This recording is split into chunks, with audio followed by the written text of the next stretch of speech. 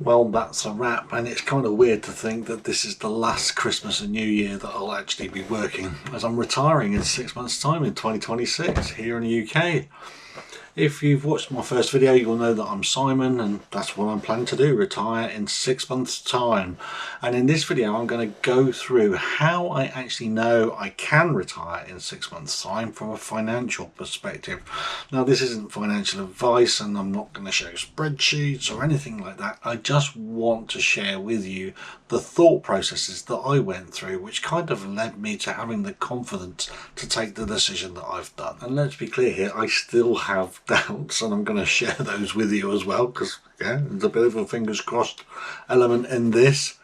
But I do think I've made the right decision, and I'm going to literally share with you my logic, my reasoning, and how I think it is the right thing for me to do, given the objective that I want. That I want time rather than wealth, but I do need to live, of course.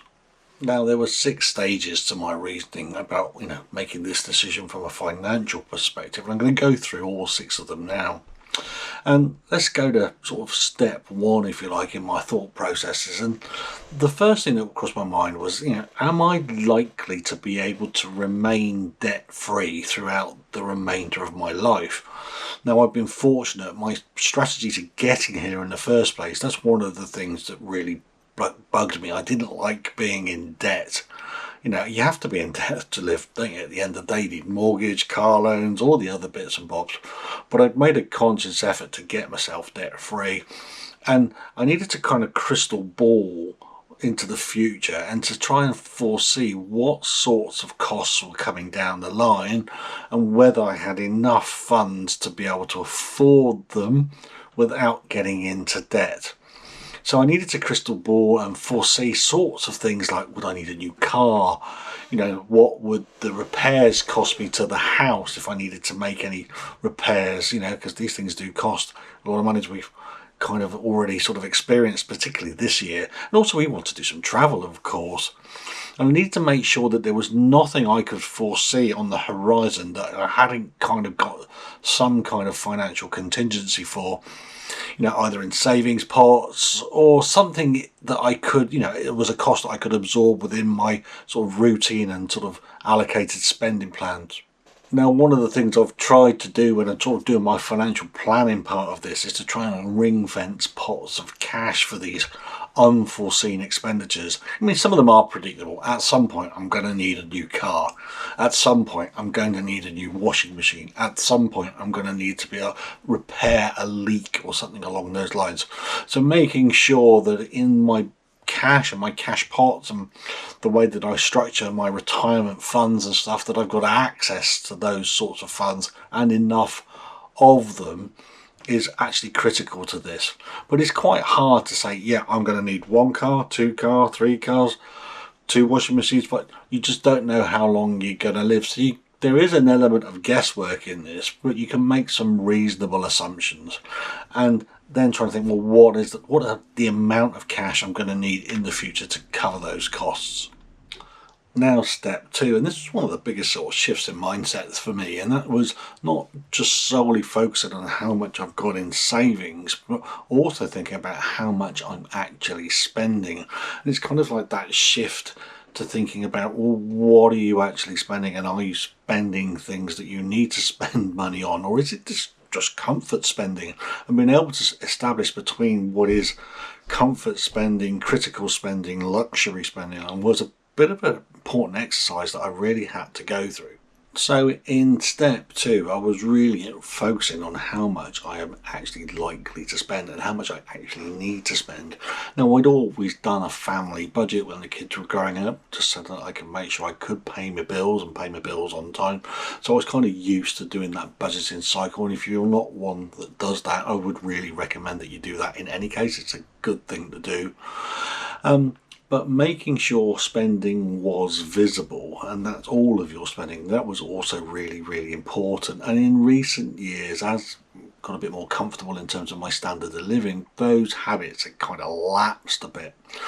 And I needed to bring them back. When I was younger, when we were bringing up the kids and everything else like that, and money was really, really tight. We were ultra focused on what we were spending. We knew exactly what we could spend on what. We had very tight budget for, you know, food, very tight budget for petrol. There wasn't a lot of money to go for luxuries and going out and nights out and meals and takeaways and stuff like that. It was all tightly managed.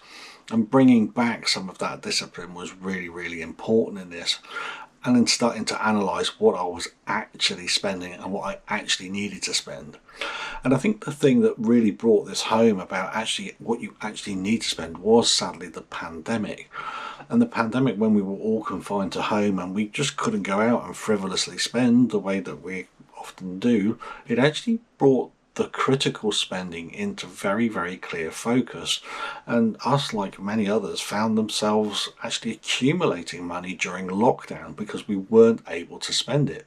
And that was basically because those luxury spends weren't available to us. And of course there's those work related costs, you know, the costs that you just incur by going to work itself, whether it's travel, fuel, the price of a coffee, those overpriced snacks that you buy in the supermarket. They all mount up over a period of time, and whilst those sort of spends won't disappear because you'll find you're spending on other things in the time that you have, actually knowing what that spending is was really, really important.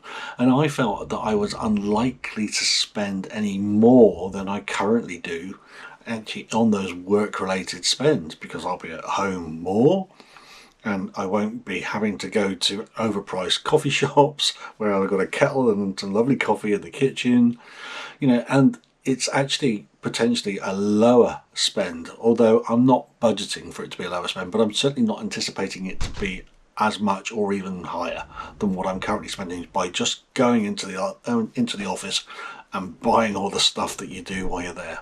London coffee chains will probably be getting a lot less business out of me. And this also brings me to one of the most important parts of this whole decision-making process, and that was me determining what an acceptable standard of living would be for me and my wife. You know, what do we actually want out of retirement, and how much luxury do we actually want? Because there's the critical spends that you have to spend to exist, yeah, and there's the comfort and the luxury spends, but we all probably want a bit of that. But then ascertaining actually how much of that we actually need.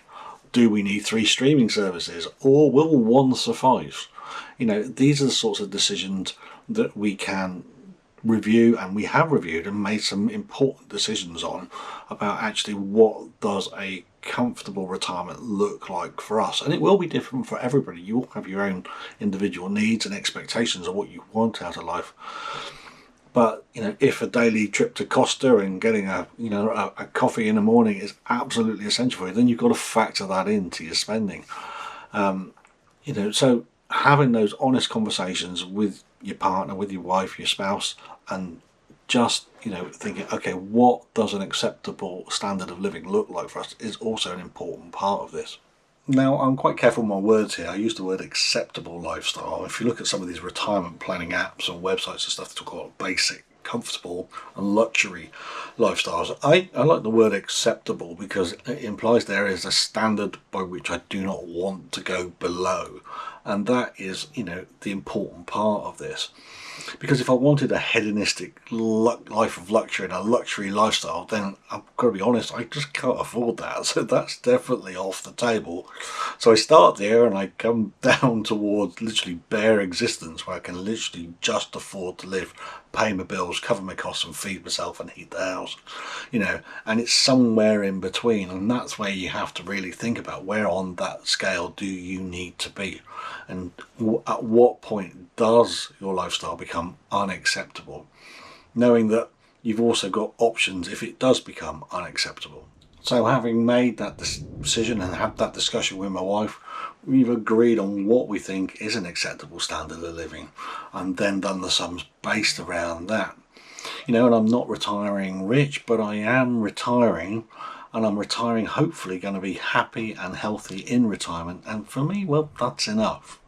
And if I want more from life, and if I get there and I've realised that I got that judgment wrong, then I am still theoretically young enough to find ways to earn a top up to my income. and that gives me at least that option. It almost gives me like an escape lane, if you like. But understanding your spending and what you need to spend on is a really, really important factor in this. And that clarity around spending was actually more important to me than chasing a bigger number. So step 3 in this process is for me to sort of make sure I had an adequate de-risking strategy. You make all these plans and everything like that, but there is risk associated with all of this. And of course, everything could go wrong. Markets can crash. Inflation can gallop away. I might have completely misjudged those critical spends I'm going to need in the future, those emergency spends like new cars or new white goods or something along those lines. Or I might actually get to my retirement acceptable lifestyle and think, actually that's not acceptable, I wanted better than that. So I needed to try and think about how I could de-risk this and come up with ways to make sure that I could actually afford to adapt and be flexible if I needed it. And that's the point with this. You make these plans, it's not perfect and it might need adjusting, it might need tweaking, so you need to factor that in. And there are ways that I've sought to do that as part of this decision making process, and I had to then judge whether actually they were actually adequate and fit for purpose. Even before getting to the stage of seeking professional financial advice, and everybody should do that of course, I had already got some kind of strategy in my head. My wealth was spread across a mixture of investment strategies, pensions, ISAs, savings, some premium bonds, all that kind of stuff. There's different ways to spread your wealth, and some of them will perform better than others of course.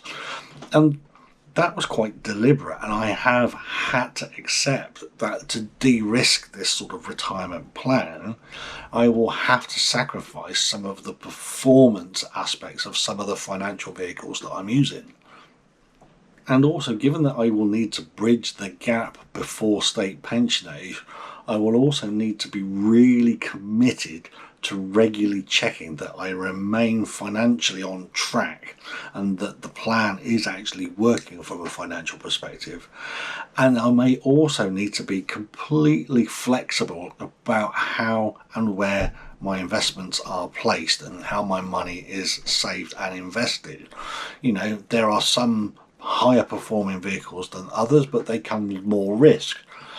And this is now sort of part of this retirement journey that I had to really commit to, and that if I actually wanted to do this, I've probably got to be committed to being one of these people that checks their investments on a regular basis, checks the performance, sense checks that everything is performing as well as I expect it to. Unfortunately, I just didn't have enough money invested just to buy an annuity and forget about it and have a rosy retirement. I'm just not in that situation.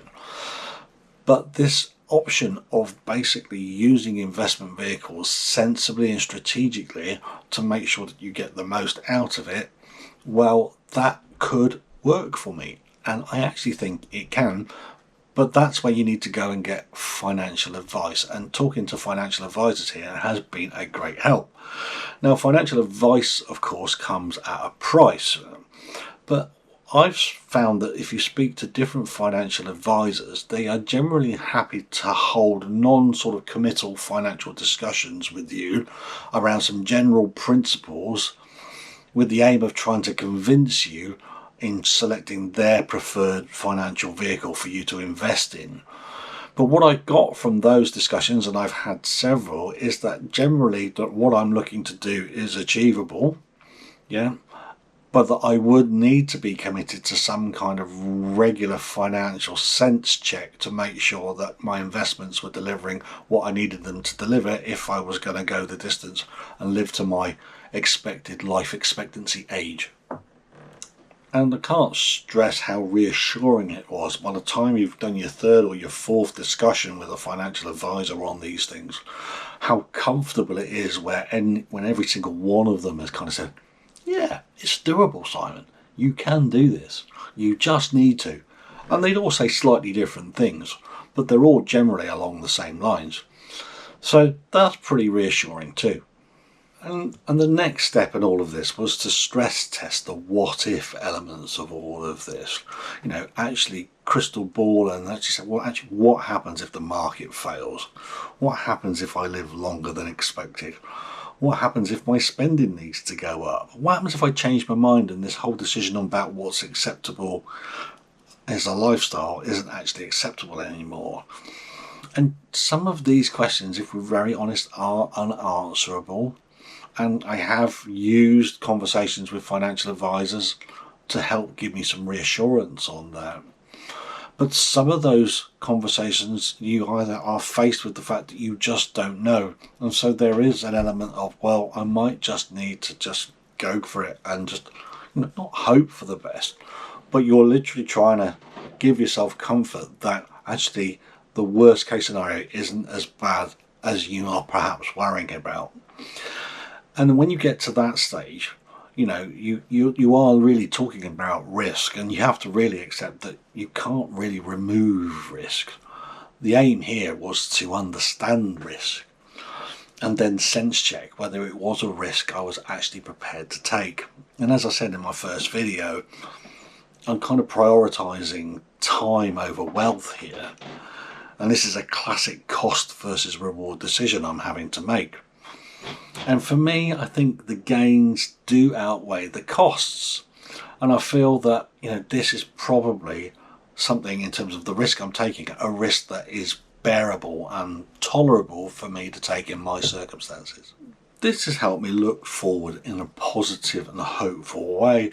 And I am feeling very good about this, actually, because I do think I'm going to get this time and I'm able to enjoy it. And actually, the financial worries that I had before I made this decision, and I'm still niggling in the background, well, actually, there's risks associated, but probably I'll be okay. And this is one of the biggest realizations for me, is that you can never be 100% certain on any of this. You'll always have nagging doubts. But what I've realized is some really important things, that actually, even if I work longer, I don't remove the risk, I just reduce it. And I'm talking about financial risk here. And perhaps by working longer, I'm introducing other aspects of risks to my health, as discussed in my first video. And if I strive for perfect confidence that, I would never have any financial risk, I'd probably have to work well into my 70s. And then I wouldn't get much of a retirement. In fact, may not even get any retirement, much like my father and my grandfather. And that's not anything I really want to entertain. And I've known colleagues that have worked beyond state pension age for this very reason, because they're just frightened to retire. They've always doubted their ability to retire, or their ability to afford it. And many of them actually retired when the health problems hit them and forced them to retire. And this is a really important issue, because at some point this whole decision becomes as much emotional as it does financial. And the personal factors for me, as discussed in my first video, well, they're really important to me. They become more and more important as I've grown older. Is it wisdom or is it worry? Either way, it's becoming increasingly important to me in weighing up this decision. And this is a decision I think I need to be confident in, but not certain in. And now at stage 6, or step 6 of this kind of reasoning and rationale behind this decision. And it was actually, funnily enough, this one that probably sealed the deal for me. And that was really understanding the benefits of continuing to work. What would I gain if I stayed on another year, 2 years, 3 years, 4 years, 5 years? And obviously I would be able to build up more wealth in my pension pots and in my savings. But what would they actually deliver in terms of benefits? I don't want to be political or anything like that on this channel, because it's just not who I am. But one thing you have to say, over the last couple of years, it's become clear that the returns on investment into pensions and things like that are going to become less in subsequent years because of the decisions taken by the current government. And that does make, staying on, ploughing more money into pensions less financially attractive than it would have done a few years ago.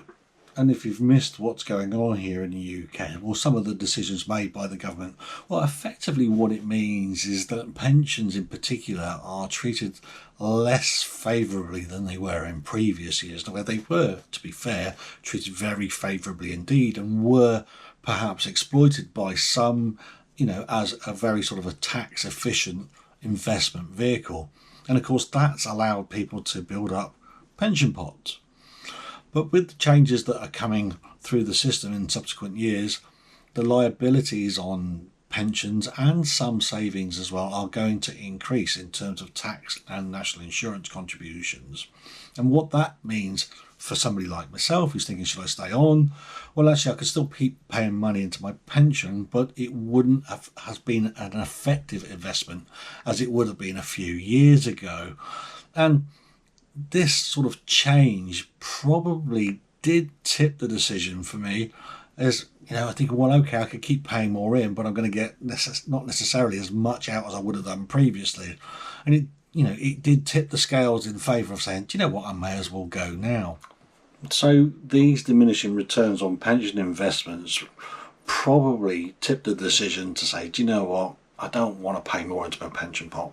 I will take the decision to take retirement early, and I suppose I've got the government to thank for that. Now, of course, the benefits of working longer do go far beyond the financial benefits, but I was just talking about the financial aspects in this particular video. And as I've mentioned in my first video, actually the risks of me losing contact with my friends at work and my social circle diminishing, they are a real concern for me and will continue to be a concern as I get closer to retirement date. That I'm absolutely convinced of. But that, I think, is for another video at another day. In this video, I'm just wanting to focus on the financial aspects. Okay, so why am I still going ahead with this decision from a financial perspective? Well, one, spending is under control. I know what I have to spend, I know what I'd like to spend, and I know what I don't need to spend. I also have a really good handle on what is an acceptable standard of living. But two, my investment plans are flexible enough to allow me to adjust them should I need to adjust anything, and that's it. The plan itself has some flexibility in it, and I can adjust it if I need to, and that's really important here.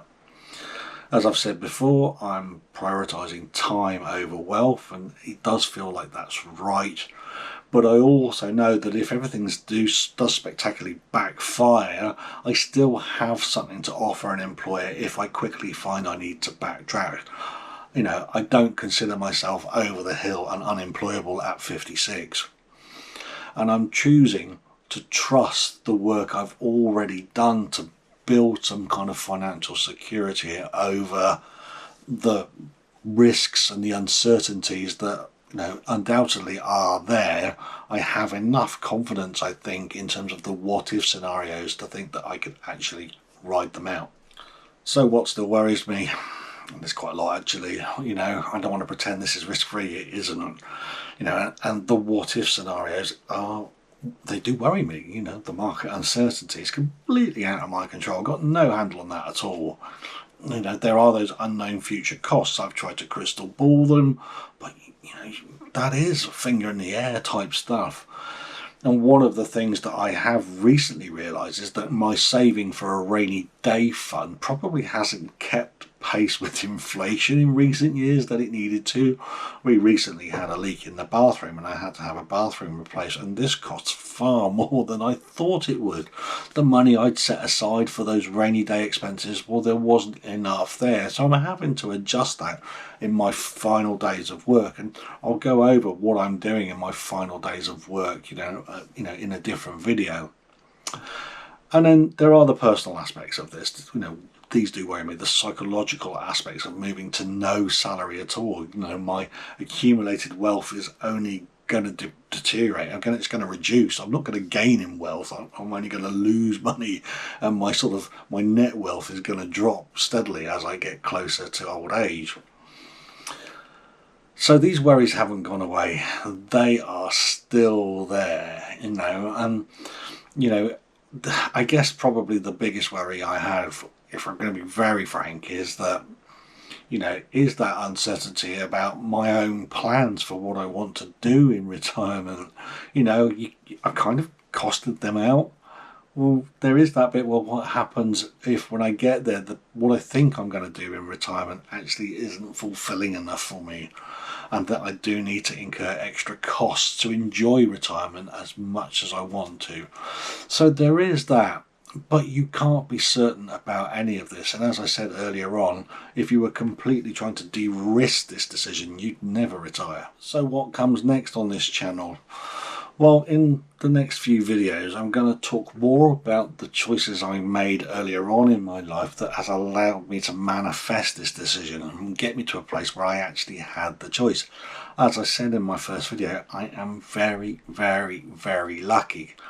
I am able to make this choice. I can afford to retire early, I think. But it isn't purely luck. There were decisions I made in my 20s, 30s and 40s that have allowed me to be in this position. And I want to go over some of those. I also want to explain to you the emotional side of this journey that I'm on. And also, what I'm doing in my final days at work. How is it different? And it's very different. I don't want to give too much away because that's a later video. But, it's funny when you're approaching this big date, this big cut-off date, this big retirement date, something psychologically happens. And people have told me this in the past and you were kind of skeptical, but it's real. So I want to explore that and share some of those sort of changes in your outlook that are now sort of happening because you know that in 6 months' time you're not going to be working. So if you are thinking about making this decision yourself in your 50s, or you're trying to decide whether you have enough financial wealth behind you, well then hopefully that you've found some of these ramblings and some of this logic helpful for you to reason and make your way through your own decision journey. And your decision journey will be different to mine, but just maybe some of the stuff I've gone through today has been helpful for you in terms of considering your own sort of situation. If you'd like to see more stuff like this from me and just see where this whole journey goes, please do think about subscribing. Please do like the video and do all the YouTube-y stuff. And as I said before, this is for me as much as anybody else. This is just a channel for me to capture what I'm going through, what I'm thinking, and how I got into this situation. But if you want to be part of this and just see how it pans out, then do join me in the next video. Thank you.